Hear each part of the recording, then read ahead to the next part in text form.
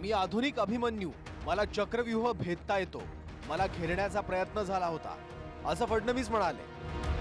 मी आधुनिक अभिमन्यू आहे, मला चक्रव्यूह भेदता येतो. माझ्या चारीकडे चक्रव्यूह तयार करण्याचा प्रयत्न झाला, पण तो चक्रव्यूह भेदून त्या ठिकाणी आज या जागेवर मी उभा आहे. मतदानाच्या दिवशी संध्याकाळी 5 नंतर 74 लाख मतदान कसं वाढलं यावरही फडणवीसांचं स्पष्टीकरण. 5 वाजेपर्यंत 58.22% होतं.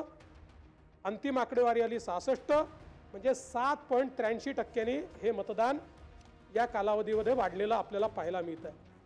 प्रत्येक तासाला किती टक्केवारी आहे? ती आहे 5.83%. प्रत्येक तासाला 5.83%.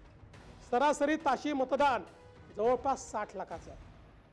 प्रति मिनिट मतदान हे जवळपास 98,000 97,103 एवढं मतदान प्रति ताशी झाले, प्रति मिनिट झालेलं आहे. याला पर्सेंटेजमध्ये जरी आपण विभागलं तरी देखील 6 वाजेनंतरचं मतदान किती, असा आपण त्याचा एक हिशोब लावू सरासरीचा, तर ते केवळ या ठिकाणी 17 लाख आहे. 17 लाख.